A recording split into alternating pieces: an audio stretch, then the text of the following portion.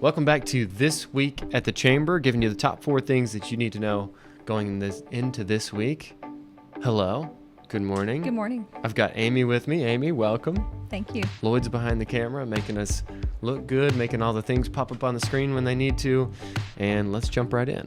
We know that this week we've got some of our standard committee meetings. We've got our economic development and our government affairs committee meetings.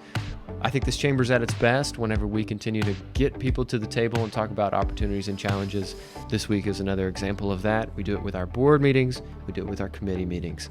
And so we're excited to host people here at our chamber office. We're going to talk about business. Mm-hmm.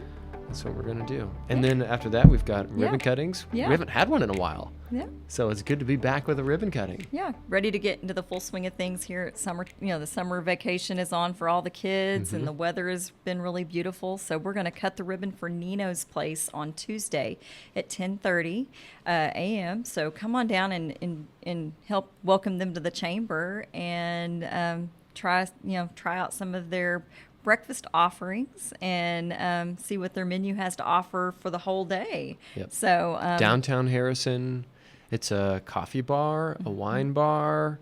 The location of the Pour House. People remember the Pour House in downtown Harrison, and this is the new business that's in that location. Yes. This is Neno's place. I think you're really going to enjoy it. I have enjoyed it. Me too.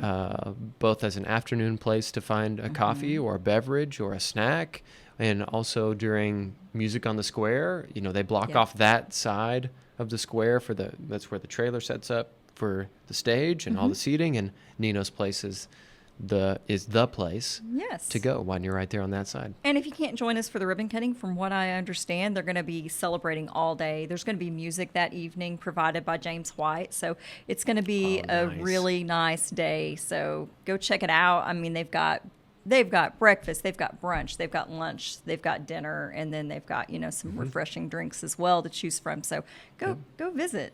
Tuesday, 10:30. Yes. Downtown Harrison, Neno's place. We'll see you there. And then Friday we have coffee. You're doing the coffee? Yes, we're going to have our entrepreneurship coffee where we're going to hear from Eddie Bartlett from Midi Serve. That event is going to be sponsored by Arvest Bank, and we're so appreciative of that. We're going to have it at Tall Grass Bar and Grill, and we'd like for you to join us at 8 a.m. 8 a.m. Yep. Friday. That event, this week, this Friday. This coming Friday. June 7th. June 7th. So that there's no confusion. Yep. We do these every month to try to connect entrepreneurs and try to connect people who are kind of going through the same journey, right? They're dealing with some of the same problems, opportunities, challenges, all of those things. And so we want them to get together and talk about those things at an entrepreneurship coffee. Yes, and we really appreciate Eddie taking time out of his schedule, because after the storms that we had a couple weekends ago, his whole team is really busy, so it means a lot that he's going to take the time out and come and speak to us. Mm-hmm. And then we talked about this last week, but we're also looking forward to next week. We're talking about June 12th. We've got a workforce luncheon here at Signature Tower. We're going to be convening, we'll have 40 educators or so that are going on a full day trip to learn about workforce, to learn about manufacturing, to learn about some of the careers that, their students are out of school, but when they come back to school, how are they going to be talking about opportunities that are right here locally?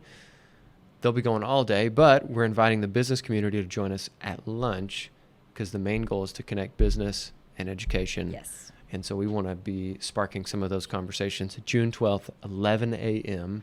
We'll have a few different panelists that are going to talk about kind of the local landscape of workforce. We'll be moderating the panel. And then we'll also have strategically placed, not assigned seating, but we want our educators to be sitting with businesses to talk about those sort of things, to talk about apprenticeships, internships, job shadowing, guest speaking, inviting businesses to come into the classroom and share with the students. All of those things are really good. So yeah, we're excited about that. And post-COVID, the opportunities for our educators to connect with local businesses, it's huge. And we're really appreciative to have the opportunity to bring them together. So you can get your tickets for that on our website, or you can call our office and we'll take care of you. Yeah. All of those things. And we hope to see you there, June 12th. Yep. Okay. We do have a guest today. Our guest today is Emily Tucker. we're talking about some of the workforce luncheon coming up next week, but also we got a grant recently. The co-op, Emily Tucker, got a grant recently that we helped with to make the manufacturing tours a little bit more exciting or a little bit more effective. And we've got some headsets so that the tour guides on the manufacturing tours can lead the tour and everybody can listen to that tour guide because it's kind of loud in there. Sure. And so if you have a group of 10 or 12 and you're at the back, there's no chance you're going to hear it. Right. So we think that'll enhance some of the educational experience for our schools as they interact with our major employers. And so here's Emily Tucker talking a little bit more about that and some of the career and technical education things happening in our region. Us trying to be more active in helping bring the business community to the table to talk about workforce, talk about future careers for our students. And then Emily's on the other side of that, helping bring the educators to the table. And so we find ourselves in the middle of all of it together, right? And so we've done a couple of summits. We've done the Leadership Academy. Building social capital. I feel like that's been our goal, which leads to student performance and students hopefully obtaining jobs when they graduate, getting whatever certifications are needed, whatever training's needed when they're in high school. I think that's been our goal, but it kind of starts with that social capital of helping build those relationships between educators and industry, which leads to student success. We've uncovered a lot of things too, some that we didn't realize. Like at first, so I'll give my opinion. At first, we thought it was really important. We tried to reach all the students, and certainly it's important to go to the students. But then we were finding that some of the educators we were missing a little bit of the communication there as well, because who knows the students better than the teachers themselves? Those are the ones that have all of the really impactful conversations. And so then we tried the Leadership Academy. It's like, hey, what if we bring the educators in and connect them with the businesses? So they're saying, instead of Googling West Rock and calling the West Rock number, and maybe it goes to the Harrison plant, maybe it doesn't, and they say, hey, we want someone to come talk to our students about manufacturing or about careers or professional, whatever it is, they now know who to call. Instead of just calling the number, they're calling Donnie Berry or they're calling Danny Harris or whoever over at West Rock to come talk to their kids. Yeah. That's been very valuable. And I think if they don't know that person, they do know Wilson. They do know the chamber. And so that's also been I think they've really utilized the chamber and your resources here of hopefully they know the business, but if they don't, they know who the next call is going to be. And that's been really valuable. And if they don't know me, they know you. And you know me. Exactly. And we know who to call. Yep. Another one is we've taken a few different tours. And so like we've got this sitting in front of us of like these little tour guide things that now when we take tours, the one thing that we heard back, what feedback from the teachers was that they actually couldn't hear from the tour guides. They could see all the cool things, but didn't hear about what all the cool things were doing necessarily. Unless you were standing right next to the person that was giving the guide. And so this is a shout out to you. Do you want to tell people what this is, or do you want me to attempt to? You attempt and I'll clarify, but I do want to say, we got the feedback from industry. I have quite a bit of federal funding that I receive every year that then we were able to use to purchase this. And we can purchase other things too. We have to get creative, but those funds are set aside to try to help improve CTE and connecting students to industry. That is literally the purpose of those funds.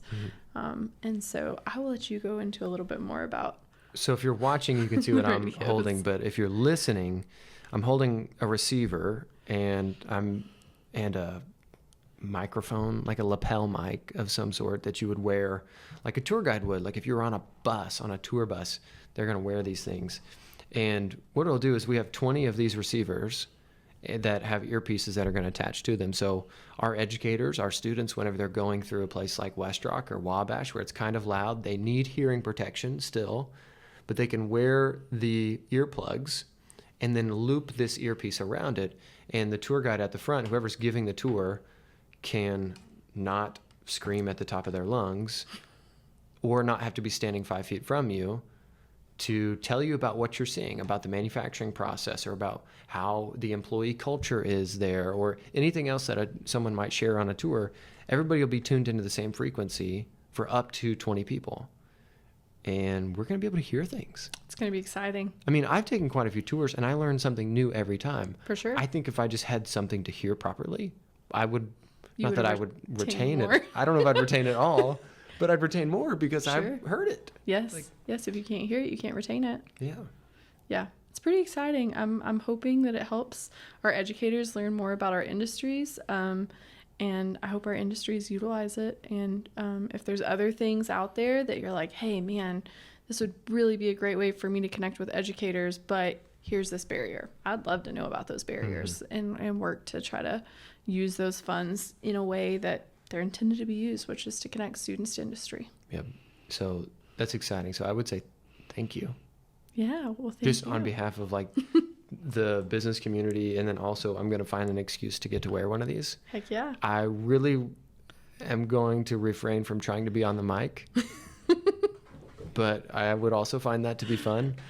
But I think it's going to be really impactful for our businesses. I toured Johnson Manufacturing a couple weeks ago and was sharing with their team about this investment coming from the education side.